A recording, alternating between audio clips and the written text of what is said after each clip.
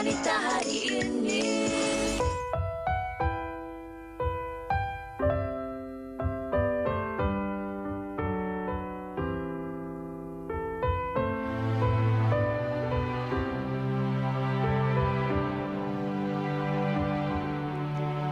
Saat ku sendiri, ku lihat foto dan video bersamamu yang telah lama ku simpan. Hancur hati ini melihat semua gambar diri yang tak bisa ku ulang kembali.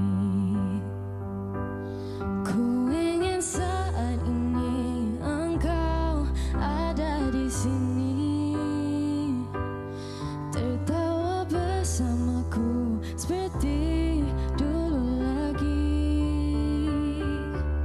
Walau hanya sebentar, Tuhan tolong kabulkanlah. Bukannya diri ini tak terima kenyataan, hati ini hanya rindu.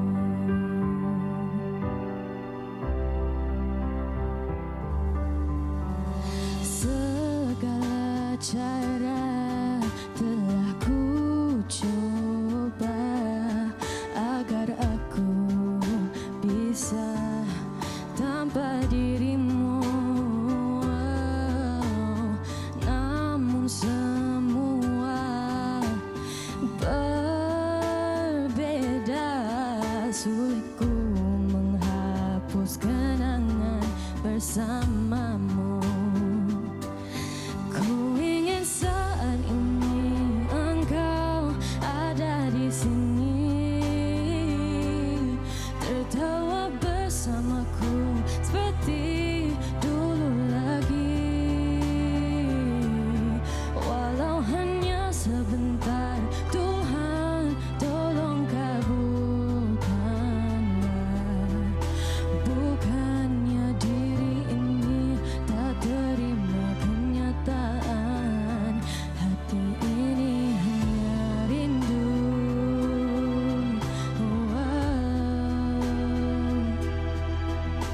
Hanya rindu.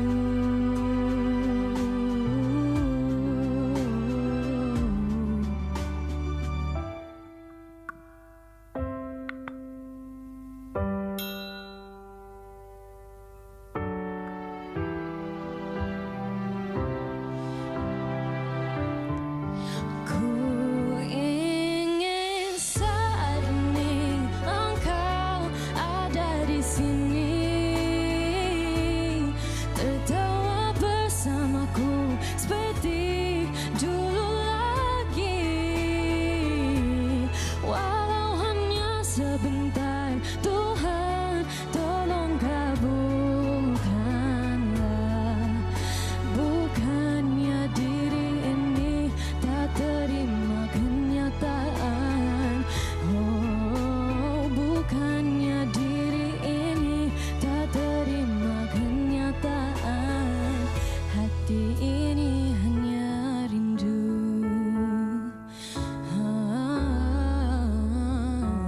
Hati ini hanya rindu. Ku rindu senyummu, Ibu. Wah, memang dibuai perasaan kami di Set Wanita hari ini. 10 Disember, hari Khamis. Pejam-celik Fiza. Lagi 20 hari je lebih kurang kita akan sambut Tahun Baru. Fiza sihat? Sihat, Alhamdulillah. Saya baik-baik lagu Hanya Rindu yang didendangkan oleh Mia Latifah itu sememangnya saya kira menggamit perasaan kita semua. Mungkin ramai juga dalam kalangan anda, penonton-penonton hari ini yang merindui ibu bapa anda yang berada di kampung ataupun apa saja yang mana hari ini tanggal 10 Disember 2020 mungkin hari istimewa juga untuk anda. Ada yang hari ini menyambut hari ulang tahun perkahwinan, hari ulang tahun kelahiran dan macam-macam lagi. Apa-apa pun hari ini pastinya hari yang istimewa buat semua. Dan macam Hawa kata tadi, berbaki 20 hari saja lagi sebelum kita mengetuk tirai tahun 2021. Dan pasti beramai juga dalam kalangan anda penonton-penonton ini yang mana selepas diberi kelonggaran untuk merentas negeri, ramai juga yang mengambil ruang dan juga peluang ini untuk kembali ke kampung berjumpa dengan ibu bapa bagi melepaskan rindu anda. Tapi kami juga nak ingatkan kepada anda-anda penonton semua kan, Hawa? Ya, walau di mana pun anda berada, pastinya ramai yang merindui keluarga di kampung halaman. Pastinya apabila pulang nanti ada juga SOP-nya. Apabila berjumpa dengan orang tua, bersihkan diri anda dahulu sebab kita tak mahu virus COVID-19 ini sama-sama balik kampung dengan kita. Tapi kita cakap bukan saja tentang balik kampung lah. Kalau kita cakap tentang COVID-19 ini, apa yang perlu dititik beratkan adalah pembudayaan norma baharu.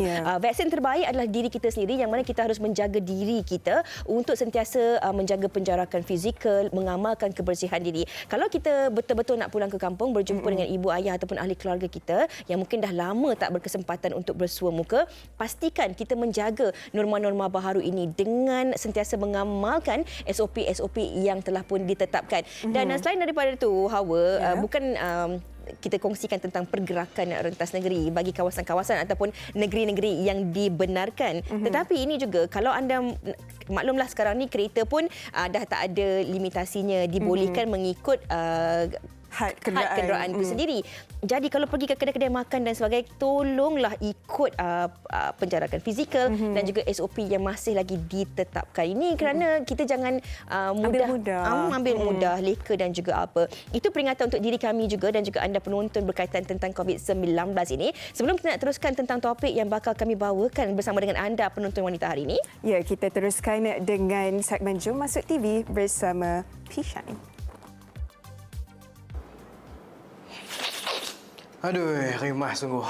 Assalamualaikum, saya Abang Fik. Hari ini Abang Fik nak share tentang rangkaian produk Ferina Sinus Care. Anda yang ada resedung atau alahan ni biasanya terdapat 5 kawasan rongga di kepala yang kerap mengalami masalah keradangan. Kesan alahan seperti jerawat atau gatal-gatal pada dahi, mata, hidung, pipi dan mulut ni dipanggil allergic rhinitis. Maksudnya badan kita ni ada hypersensitivity, terutama untuk yang sensitif pada habuk, debunga ataupun bulu haiwan. Jadi Ferina telah menghasilkan rangkaian produk Sinus Care yang berbeza dengan ubatan lain kerana kapsul Sinus bantu meredakan resedung dan alahan dari dalam dan luar secara konsisten.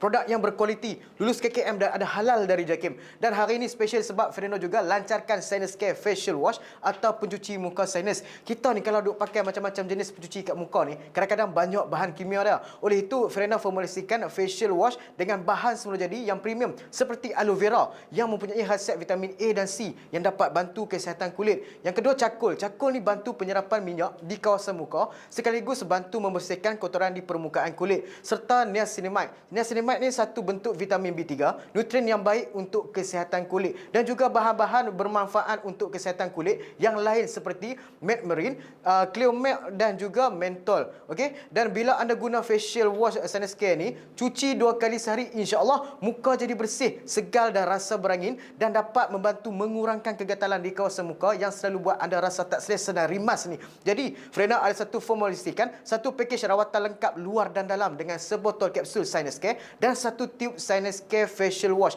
Wajib anda dapatkan hari ini sebab apa? Sebab kami bagi free gift untuk 200 terawal, iaitu body wash Sinus Care atau bauan sinus. Mantap gabungan ni, okey? Jadi cepat-cepat anda yang nak tahu info lanjut tentang pakej terbaru Sinus Care Capsule dan juga Facial Wash ni, layari website ataupun WhatsApp nombor yang tertera di bawah sekarang. Perangi kuman resedung. Assalamualaikum. Itu dia tadi. Terima kasih Encik Muhammad Taufik Ahmad Rozi, Eksekutif Pemasaran Sinus Care daripada Ferina Beauty. Okey, Hawa dan juga penonton. Hari ini kami nak kongsikan kepada anda satu lagi topik, bukan topik yang baharu, malahan topik ini juga telah pun berulang kali kami bawakan di Wanita hari ini dan atas permintaan ramai juga. Hari ini kita kongsikan sekali lagi topik berkaitan tentang hak penjagaan anak ini, hak siapa? Dan pastinya tidak ada pasangan yang mahu bercerai. Tetapi jika ini terjadi terutamanya kepada pasangan yang mempunyai anak, terutamanya anak yang belum lagi boleh bezakan antara baik dan buruk, jadi persoalan hak penjagaan anak ini jatuh kepada siapa? Ibu ataupun bapa. Dan tak semua pasangan ini berpisah secara bermusuhan, ada juga secara baik.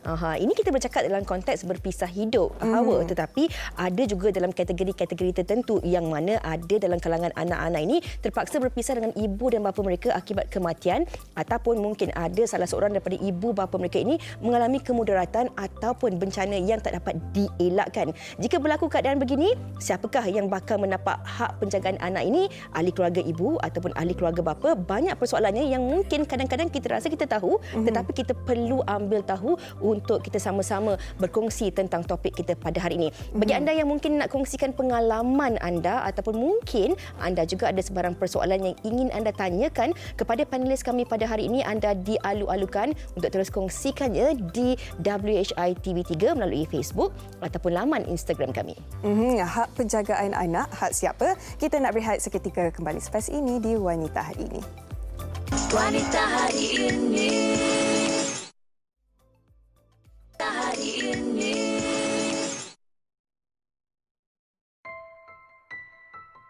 Apabila berlaku perceraian, isu penjagaan anak sering menjadi isu utama yang timbul. Apatah lagi anak yang masih kecil. Jika perpisahan berlaku secara baik, tentunya isu penjagaan anak tidak akan menjadi masalah. Namun, jika sesebuah prosedur perceraian tidak berjalan dengan baik, ia bukan sahaja memberi impak kepada pasangan suami isteri, malah akan melibatkan kesejahteraan anak setelah berpisah. Antara perkara paling penting dalam isu hak penjagaan anak atau hadanah ini ialah mengenai kebajikan dan emosi anak. Dalam beberapa kes, ada bekas pasangan menjadi berang apabila hak penjagaan anak tidak diberikan kepada mereka.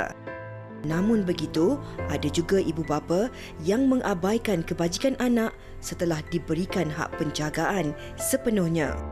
Satu kes tular dahulu hanya kerana tidak berpuas hati dengan keputusan mahkamah yang memberikan hak penjagaan sepenuhnya kepada si ibu, seorang lelaki bertindak melanggar kereta bekas isterinya yang bersama anak mereka ketika itu. Tindakan itu sedikit sebanyak memberi kesan mendalam terhadap anak yang kian membesar. Ibu bapa seharusnya bersikap lebih bertanggungjawab dan tidak mengikut perasaan dalam mengendalikan isu hadanah walaupun setelah berpisah. Persoalannya, sejauh manakah pemahaman kita tentang hak penjagaan anak ini? Siapakah yang lebih berhak mendapat hak penjagaan anak? Itu dia situasi sedikit sebanyak mengenai topik kita pada hari ini, hak penjagaan anak, hak siapa. Pastinya ramai dalam kalangan kita mempunyai persoalan apabila pasangan sudah bercerai, hak anak ini lebih kepada siapa. Dan bersama kita di studio pada hari ini. Ya, kita bersama dengan Datuk Amli Embong. Kalau kita cakap tentang hak penjagaan anak ini, Hawa, dalam matematik yang mudahnya, Datuk, ibu bapa berpisah, hak penjagaan anak diberikan kepada ibu jika anak itu belum cukup umur, dan ataupun dalam kes-kes tertentu ataupun kes-kes terpencil diberikan kepada bapa. Dan bagaimana boleh kita tahu siapa yang lebih layak untuk menjaga seseorang anak itu? Okey, bismillahirrahmanirrahim. Assalamualaikum warahmatullahi taala wabarakatuh. Fiza dan Hawa. Terlebih dahulu untuk saya jawab soalan tu, saya lebih senang kalau kita tengok kepada definisi hadanah ataupun hak jagaan. Kalau kita tengok kepada pengertian hadanah ni ataupun hak jagaan ni, asal perkataannya ialah al-hidnu. Al-hidnu tu bermakna sisi badan ataupun dada ataupun rusuk. Jadi itu sempena dengan cara orang perempuan menjaga anak. Dia dokong anak kan menggunakan sisi badan. Itu adalah asal perkataan hadanah. Dia bukan, kalau kita tengok ejaan dalam Rumi, dia bukan hanah, dia hadanah. Dan hadanah tu custody, hak jagaan. Okey. Ini sebenarnya satu tajuk yang saya rasa amat sukar, sebab kalau kami sebagai pengamal undang-undang pun, antara kes yang amat mencabar ialah kes hak jagaan. Pasal dia melibatkan emosi, melibatkan perasaan kan, dan bukan hanya ayah dan ibu sahaja yang orang kata bergaduh, ada kesan dari segi itu, anak-anak tu juga akan menjadi mangsa kepada keadaan. Jadi daripada situ, macam mana mahkamah nak menentukan siapa yang paling layak? Kan? Ada yang kata yang paling layak ialah ibu. Ada yang kata yang layak mungkin bapa sebab bapa ada pekerjaan. Kalau ibu tak ada kerja dan bapa yang layak. Sebenarnya perkara pertama yang kita kena tengok yang mana dibahaskan oleh ulama-ulama kita, oleh scholars, ialah tentang kebajikan anak tu. Bukan kebajikan ayah, bukan kebajikan ibu. Pergi mahkamah, hakim akan tengok, okey, kebajikan anak tu mana yang lebih baik. Kalau duduk dengan ayah macam mana, duduk dengan mak macam mana. Jadi kunci utama ialah kebajikan. Kata ulama, inna haqqal mahdud ahaqqu min haqqil hadinah. Hak orang yang dijaga tu lebih layak untuk dipertimbangkan daripada hak orang yang menjaga. Kan? Okey. Ini secara ringkasnya kita kongsikan kepada penonton-penonton kita apa yang perlu difahami dan juga perlu diketahui. Tetapi dalam situasi yang berbeza pula, Datuk Seri, kadang-kadang ini kita cakap tentang perceraian secara baik, ibu bapa masih lagi hidup. Tapi ada juga dalam situasi tertentu yang mana ada dalam kes kematian. Contohnya kematian ibu ataupun kematian bapa. Kemudian waris yang sepatutnya. Contohlah kalau seorang anak ini kematian bapanya. Tetapi ibu ini sebenarnya waris yang tinggal tidak berkemampuan dari pelbagai sudut. Tidak berkemampuan dari segi fizikal, mental mungkin, kemampuan dan sebagainya. Kalau dalam kes-kes begini pula, apa yang perlu diketahui oleh waris-waris yang lain dan juga penonton-penonton kita, siapa yang layak dan juga berhak? Okey, kalau kita tengok kepada peruntukan undang-undang, ranking orang yang patut menjaga ataupun keutamaan orang yang dapat hak jagaan ini ialah yang pertama ibu, bermakna ibu kandung. Yang kedua ialah ibu kepada ibu. Ibu kepada ibu itu nenek sebelah ibu. Kan? Sebab dalam Islam barisan ataupun keutamaan orang yang layak untuk menjadi penjaga kepada anak-anak ni ialah di sebelah ibu. Sebab perempuan ni ataupun wanita mempunyai satu sifat yang lemah lembut dan sesuai untuk menjaga anak kecil. Sebab itulah ulama-ulama menekankan bahawa pembahagian tu keutamaan diberi kepada sebelah ibu. Daripada ibu kepada ibu iaitu nenek sebelah ibu, kemudian barulah jatuh kepada bapa. Jadi maknanya boleh kita katakan ranking ketiga adalah bapa. Selepas itu balik semula kepada sebelah ibu. Kalau bapa tak layak dan balik semula kepada sebelah ibu. Jadi banyak ke sebelah ibu. Itu adalah satu peruntukan yang umumlah, general rule.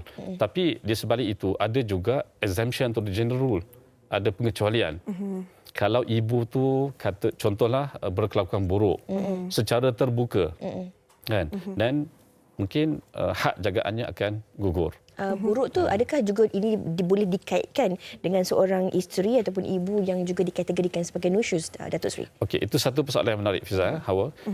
Nusyuz ni kadang-kadang masyarakat kita tak faham sebab dia ingat nusyuz ni juga turut mengganggu tuntutan isteri selepas berlaku perceraian. Nusyuz ni ialah antara suami dengan isteri. Dia bukan antara mak dengan anak. Tak ada perkaitannya. Tak ada perkaitan dan dia tak akan ganggu. Melainkan kalau ibu itu melakukan sesuatu yang menyalahi hukum syarak macam saya sebut tadi itu secara terbuka, berkelakuan buruk secara terbuka. Itu boleh gugur haknya bila dicabar oleh bapa di mahkamah. Kalau berkelakuan buruk secara terbuka. Bagaimana pula kalau dengan situasi Datuk Seri di mana pada waktu pergaduhan, waktu hendak bercerai, si isteri bagi tahu dekat suami okey nak juga bercerai tetapi anak-anak pun diberikan kepada suami. Bertahun kemudian sudah berkahwin, tiba-tiba rasa rindu pula pada anak-anak. Adakah hak penjagaan itu boleh berubah, Datuk Seri? Okey. Memang mahkamah memberikan ataupun ada peruntukan dari segi undang-undang untuk membuat permohonan ubah perintah. Bila satu perintah dikeluarkan oleh mahkamah dan si ibu contohnya semasa nak bercerai bersetuju serahkan anak-anak kepada bapa dan selepas beberapa ketika ada berlaku keadaan ataupun kita kata sesuatu kejadian yang tidak diingini ataupun yang ibu tu rasa hak dia untuk melawat anak diketepikan, tak dilayan oleh ayah, memandangkan ayah dah pegang perintah, kan? Jadi ibu itu boleh datang ke mahkamah membuat permohonan untuk ubah perintah. Tetapi alasan yang hendak dikemukakan tu mestilah alasan yang kuat dan kukuh lah. Sebab dah ada persetujuan. Ibu tu dah bersetuju. Sebab itulah jangan mudah untuk bersetuju tanpa merujuk kepada ahli dalam sesuatu perkara.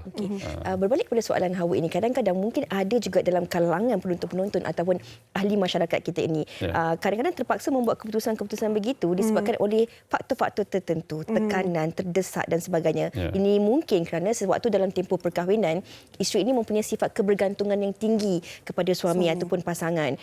Tidak bekerja berbelas tahun ataupun berpuluh tahun. Jadi takut kalau-kalaulah segala hak ataupun keistimewaan ini akan diambil balik dan ibu ini memang tetap tidak mampu untuk menyara anak-anak ini. Bagaimana Datuk Seri? Dalam Islam, bila mana berlaku perceraian, status quo ataupun keadaan semasa sebelum berlaku perceraian mestilah dikekalkan walaupun berlaku perceraian. Bermakna kalau semasa masih pihak-pihak itu masih suami isteri, peruntukan nafkah tu mesti diteruskan seperti macam biasa walaupun dah berlaku perceraian. Saya kira ini yang harus kita kongsikan ataupun tekankan kepada penonton-penonton kita. Mungkin ramai dalam kalangan isteri-isteri yang kadang-kadang mereka terpaksa masih lagi kekal dalam perkahwinan ataupun walaupun ada pelbagai tekanan ataupun tidak ada lagi kebahagiaan tetapi takut untuk keluar daripada perkahwinan tersebut disebabkan oleh faktor-faktor begini. Kita ada satu soalan daripada rakan kita di Facebook, Hawa.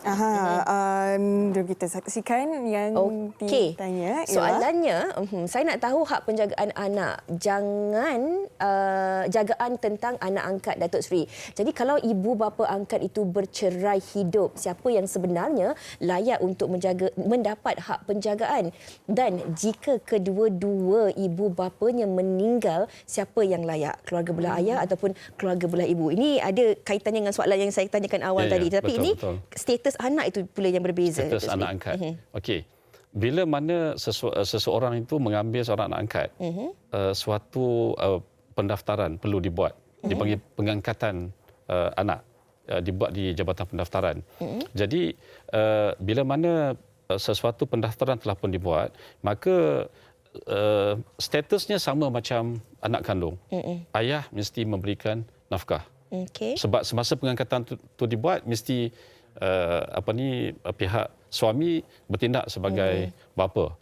Dan sekiranya berlaku masalah, contohnya perceraian, maka ibu adalah yang layak untuk menjaga anak tersebut. Tetap nafkah kepada bapa. Sebab pengangkatan telah pun dibuat, pendaftaran dibuat secara rasmi. Kalau meninggal dunia pun sama juga? Kalau meninggal pun sama. Baik, Datuk Seri. Bagaimana pula kalau anak-anak kita tahu selagi tak dapat bezakan baik buruk, selagi itu ikut perintah mahkamah, kan, sama ada dengan ibu ataupun dengan bapa. Bagaimana pula kalau anak-anak ini mahu pilih dengan siapa mereka mahu tinggal, sampai umur berapa mereka boleh memilih? Okey, mengikut undang-undang, kalau anak lelaki telah mencapai umur 7 tahun dan ke atas, dan anak perempuan mencapai umur 9 tahun dan ke atas, mereka boleh buat pilihan ke mahkamah. Alright. Datuk Seri, berbalik kepada soalan yang ditanyakan oleh rakan Facebook kita itu tadi. Itu tentang status anak yang dikategorikan sebagai anak angkat. Tetapi bagaimana pula jika berlaku perpisahan atau perceraian terhadap anak yang tidak sah taraf ini? Siapa yang berhak ataupun layak untuk mendapat hak penjagaan anak tidak? Kalau anak tak sah taraf, kepada ibu. Kepada ibu. Sebab Islam tak recognize, tak mengesahkan hubungan darah daging antara anak dengan bapa. Dari segi kebajikan juga kepada ibu juga. Kepada ibu. Okey. Tidak bermaksud tidak ada apa-apa yang boleh dituntut oleh ibu ini jika berlakunya perpisahan dan mempunyai anak yang tidak sah taraf. Sebab hubungan tu tak dapat pengiktirafan daripada agama. Kan? Maknanya itu adalah bukan ayah kandung. Yang mana kewajipan memberi nafkah itu tidak terletak kepada orang yang tidak ada hubungan dengan anak tersebut. Okey. Datuk Seri, ada sesetengah pasangan yang berpisah, kan? Ada yang secara baik dan persetujuan untuk menjaga anak pun dah dipersetujui bersama. Adakah perlu juga untuk mendapatkan perintah mahkamah?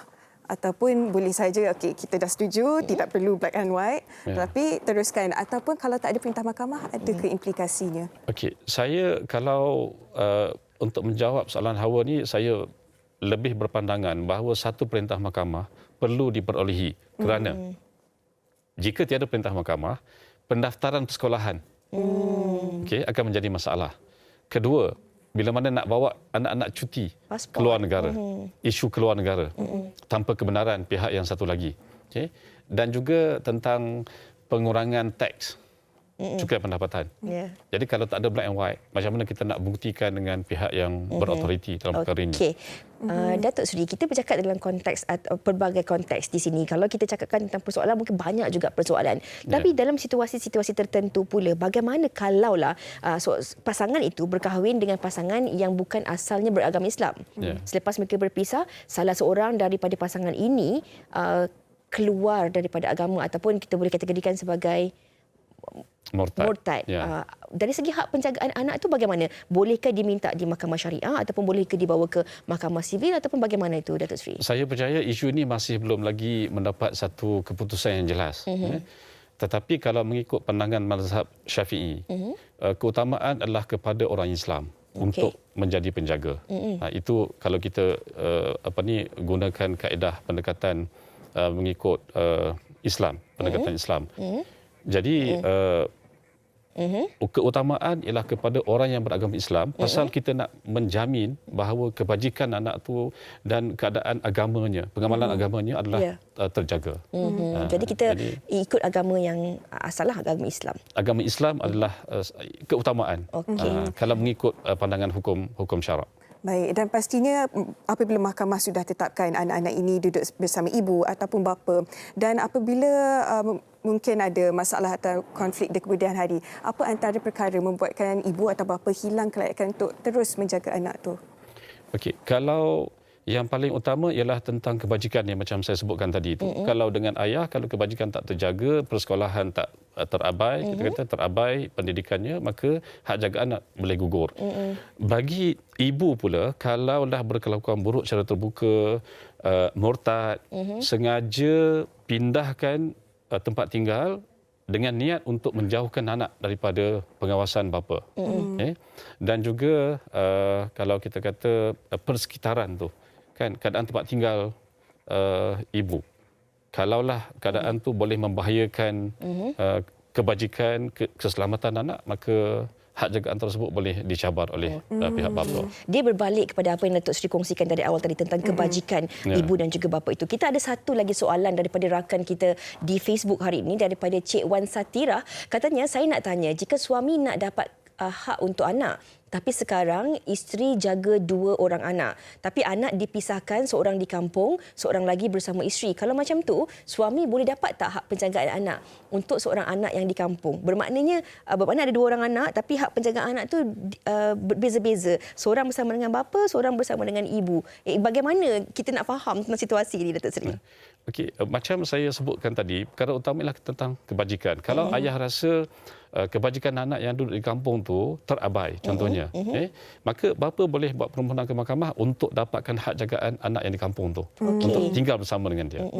Tapi bagaimana pula dengan situasi yang pada mula ni, contohnya lah, seorang bapa mendapat ataupun seorang ibu mendapat hak penjagaan anaknya. Katalah ada 3 orang anak, Datuk Seri. Ada anak perempuan 2 orang, anak lelaki 1. Tetapi apabila si bapa tidak berpuas hati, dia pergi ke mahkamah dan cuba untuk mendapatkan hak, dan anak-anak ni terpisah. 2 orang anak perempuan bersama dengan ibu dan anak lelaki dibawa pula bersama dengan bapa. Bagaimana situasi ini boleh berlaku sebenarnya? Sebenarnya adakah soalan Fiza tadi itu dah keluar satu keputusan dah ataupun keluar belum? Satu keputusan. Dah keluar satu keputusan. Okey. Saya percaya bahawa hakim semasa memutuskan kes tersebut mestilah melihat kepada keseluruhan kes, fakta kes yang dibentangkan dan juga kebajikan anak tu. Kalaulah kebajikan anak tu dirasakan sesuai dengan bapa, maka hakim akan memutuskan bahawa hak jagaan kepada bapa. Tapi sekiranya contoh 3 anak tadi, 2 anak lagi tu lebih sesuai duduk dengan mak, contoh anak perempuan, dia lebih sesuai duduk di bawah pengawasan ibu, maka mungkin hakim akan putuskan duduk dengan ibu. Itu adakah juga disebabkan oleh faktor anak itu sudah cukup umur dan boleh buat pilihan? Ada perbezaan ke antara anak perempuan dan juga anak lelaki apabila mereka ingin membuat keputusan dan juga pilihan untuk tinggal bersama dengan ibu ataupun dengan bapa? Okey, macam yang saya sebut tadi tu, peruntukan undang-undang ialah kalau anak perempuan 9 tahun dan ke atas. Jadi bila mencapai umur 9 tahun dan ke atas dan mereka ni dianggap sebagai mumayyiz, yang orang yang boleh membezakan baik dan buruk, maka mahkamah akan akur dengan pilihan anak. Melainkan ada Faktor lain lah. faktor-faktor yang mahkamah rasa tak boleh rely ataupun sandarkan 100% kepada pilihan anak. Contohnya. Apabila sudah bijak untuk memilih. Ya. Baik, Datuk Seri, bagaimana pula jika isteri ini mereka sudah mempunyai masa yang lama, sudah menjaga anak-anak mereka, dan bagaimana pula tentang hak suami untuk melawat anak mereka. Tetapi jika si isteri, bekas isteri, tidak bagi suami untuk melawat anak-anak mereka, nafkah itu bagaimana, Datuk? Okey. Dia sebenarnya dua isu yang berbeza. Hak melawat dengan nafkah adalah dua isu berbeza. Kebanyakan kes yang berlaku di mahkamah ialah bapa tak akan memberikan nafkah atas alasan dia dinafikan hak untuk melawat anak.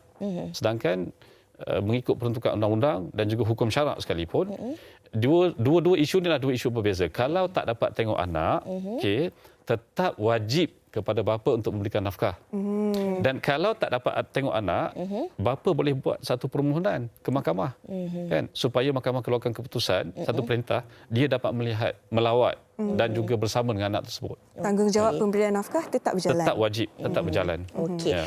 Datuk Sri, sebenarnya ada banyak lagi persoalan yang ingin ditanyakan. Memang tak cukup kan kalau kita nak kongsikan tentang Betul. topik hadanah ataupun hak penjagaan anak ni. Tapi kalau boleh, apa yang dapat kita manfaatkan kepada penonton kita? Bagaimana kita nak membantu mereka yang sedang mengalami masalah ini? Kalau mereka hilang punca, buntu, tak tahu sedang mengalami masalah sebegini, apakah langkah pertama yang mungkin mereka boleh lakukan? Bagaimana dan kepada siapa mereka boleh dapatkan bantuan? Saya percaya peguam adalah orang yang paling layak untuk memberikan nasihat kepada mereka yang ada masalah.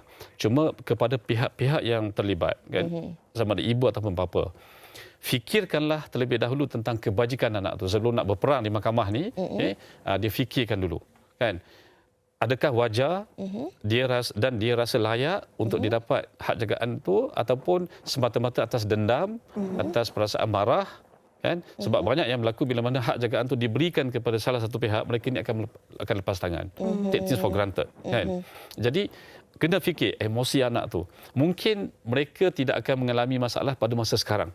Tetapi in the future, masa akan datang, kesannya akan kelihatan kepada mereka. Dan pastinya apa yang perlu diutamakan ialah emosi dan juga kebajikan anak-anak. Betul. Emosi mereka yang berpisah ini Mesti seiring. Ya, Emosi dan utamakan kebajikan. anak-anak dahulu. Utamakan. Itu dia. Terima Dan kasih. Hawa, kalau kita nak cakap tentang topik kita hari ini, secara rumusannya Datuk Seri, rasa cinta, kasih dan sayang yang dibina antara pasangan suami isteri daripada awal itu, jangan pula kita jadikan dendam akibat betul. daripada perhubungan yang tidak kesampaian ini sehingga anak-anak ini menjadi mangsa. Kalau boleh kita berkahwin cara baik, berpisah pun cara baik, Ya, agar betul. tidak ada sesiapa yang terkesan untuk kesan jangka masa panjang.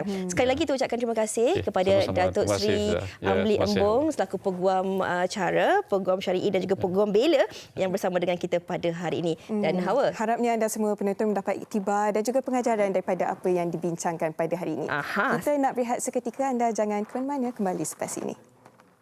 Wanita hari ini.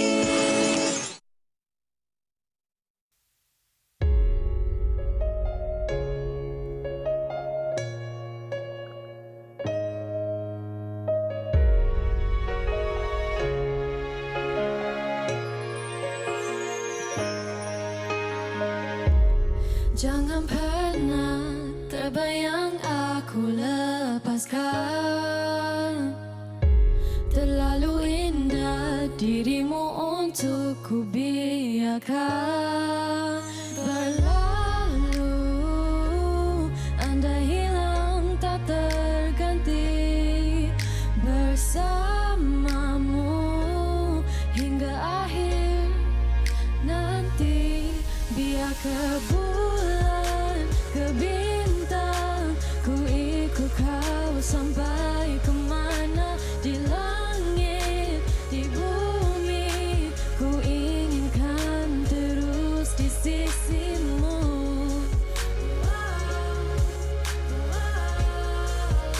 Sampai hujung dunia.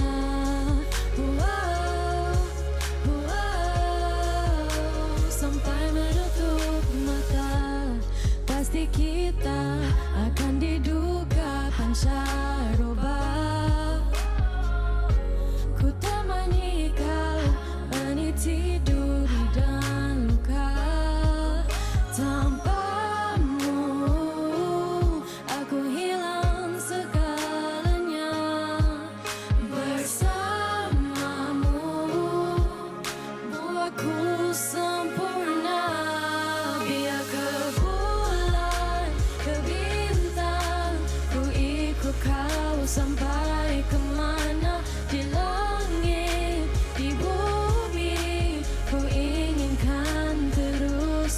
sisimu. Wow, wow, sampai hujung dunia. Wow, wow, sampai menutup mata. Ku milikmu selama-lamanya. Terpisah kita itu hanya kerana nyawa. Kau milikku, ku milikmu selama-lamanya.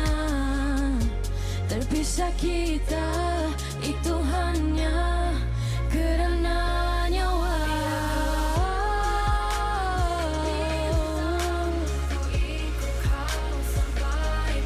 Ku ikut kamu.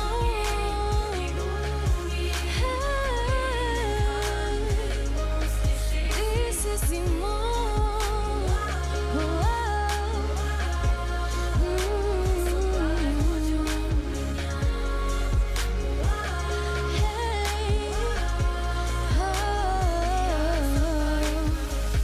Ke bulan, ke bintang.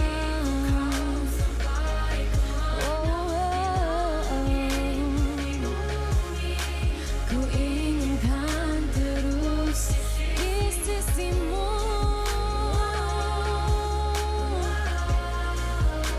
Sampai hujung dunia.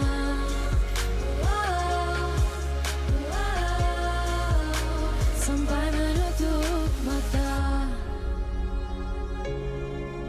Yeah, sampai menutup mata. Wah, hujung dunia dari Mia Latifah. Sihat Mia? Sihat. Apa khabar? I'm good, thank you. Baik Mia, kalau kita tengok lirik lagu Hujung Dunia ni memang lirik mengenai kasih sayang, rasa cinta, tapi bila kita tengok music video ni pula merupakan kisah kasih sayang seorang anak terhadap ibunya. Adakah ini mengisahkan tentang kisah pribadi Mia Latifah sendiri? Yes, it is cerita tentang my mother and I punya relationship and how our relationship is unconditional love lah. So like macam mana pun tetap sayang because we are together forever. Bagaimana pula Ibu Mia memberi sokongan selama ini terutamanya untuk menceburi bidang nyanyian ni?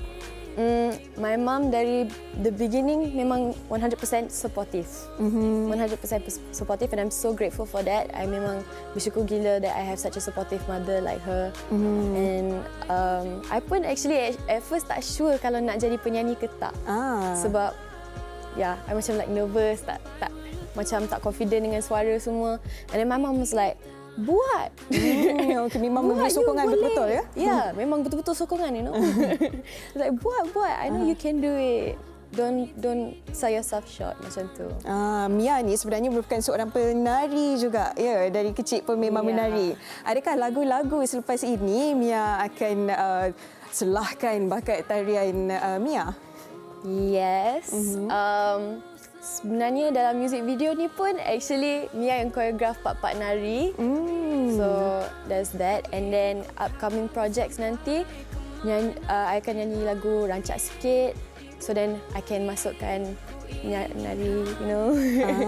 Okey. Baik, kalau kita tengok dekat music video di YouTube, kalau lihat komen-komen oleh pendengar, ramai yang memuji. Sebenarnya apa mesej yang cuba Mia sampaikan melalui lagu ni? That kita orang patut appreciate ibu kita. Like, and I also pun just nak tunjuklah like peribadi like my relationship with my mother, and then like this lah part gaduh ni. Ada konflik juga. Yeah, like ada konflik juga, and then like itu bukan cara betul. Shouldn't be like that dengan mak. You kena respect your parents. And then yalah, basically you just to show that you should respect your mothers more because they go through a lot. Diorang banyak sacrifice untuk anak, so we have to be better kids. Okay, merupakan antara pendatang baru dalam bidang nyanyian. Ramai juga kalau kita lihat penyanyi-penyanyi baru dalam industri. Bagaimana Mia nak bezakan keunikan Mia Latifah? Keunikan? Mahu dikenali sebagai penyanyi yang bagaimana? just be myself lah actually. I just nak jadi diri I sendiri, I tak nak pura-pura jadi orang lain. So music pun music yang I suka dengar, I suka buat. Like whatever music yang I akan buat or people I kerja with memang I suka. Semua happy-happy, santai, you know. Yeah, so keunikan I is just probably just be myself lah. Pastinya ramai penonton wanita hari ini suka sangat dengan lagu ini. Di mana mereka boleh dengarkan lagu Hujung Dunia? Hujung Dunia is available on all digital platforms. So boleh dengar kat YouTube, boleh dengar kat Spotify, boleh dengar kat radio, insya-Allah kalau sempat dengar ada. Kalau nak kenal Mia Latifah pula, boleh kongsikan laman Instagram? You can follow me on IG dekat @Mia Latifah. Okey, terima kasih banyak-banyak. Selamat maju jaya kami ucapkan. Thank you so much. Dan kepada anda penonton wanita hari ini, kita nak berehat seketika. Jangan ke mana-mana. Wanita hari ini. Wanita hari ini. Kembali lagi di Wanita hari ini. Terima kasih kerana masih setia bersama kami. Dan harapnya Fiza, segala yang sudah kita bincangkan pada hari ini mengenai hak penjagaan anak bukan saja memberi iktibar kepada mereka yang mengalaminya. Setiap daripada kita perlu juga tahu tentang ilmu ini. Jika terjadi kepada insan-insan yang kita sayangi, bolehlah kita sama-sama menasihati dan membantu mereka. InsyaAllah. Dan diharapkan perkongsian kami dari awal sehingga ke hujung siaran ini sedikit sebanyak dapat membantu anda dan juga dapat memberikan manfaat yang berguna untuk terus kita jalani kehidupan seharian kita hendaknya, insya-Allah. Dan nampaknya kami terpaksa berpisah di sini bersama dengan anda. Esok kami akan kongsikan dengan satu lagi perkongsian yang cukup menarik. Saya kira ini masalah yang sering kali juga berlaku dalam kalangan masyarakat kita. Esok Hawa, bila kita nak senang bersama, bila susah cari masalah. Bahaya ni. Kita nak susah senang bersama, betul tak Fiza? Betul. Okey, kita kongsikan topik ini, bila senang bersama, bila susah cari masalah, dalam hikayat perkahwinan esok di Wanita hari ini. Sehingga berjumpa lagi, dan yang paling penting, jaga diri anda, jaga keselamatan juga insan-insan yang anda sayangi. Assalamualaikum. Bye. Wanita hari ini bijak mengatur, mengurus mata wataknya. Ushawati, ibu istri permaisuri. Dia Ushawati, aliran masa kini dia penyambung warisan Sri Kandi. Dia lemah lembut, baik budi pekerti, tapi cekal hati dia tabah berani pendidik. Puteri dalam hal jati diri dia permaisuri kepada si suami, kepada anaknya. Dia ratu di hati, tunggak keluarga, kalau bukan dia siapa lagi? Wanita hari ini bijak mengatur, mengurus mata wataknya. Ushawati, ibu istri permaisuri. Wanita hari ini di zaman moden masih kekalkan adatnya. Dihormati, disayangi, disanjungi. Dia Ushawati, aliran masa kini dia penyambung warisan Sri Kandi. Dia lemah lembut, baik budi pekerti, tapi cekal hati dia tabah berani pendidik. Puteri dalam hal jati diri dia permaisuri kepada si suami, kepada anaknya. Dia ratu di hati, tunggak keluarga, kalau bukan dia siapa lagi? Wanita hari ini bijak mengatur, mengurus mata wataknya.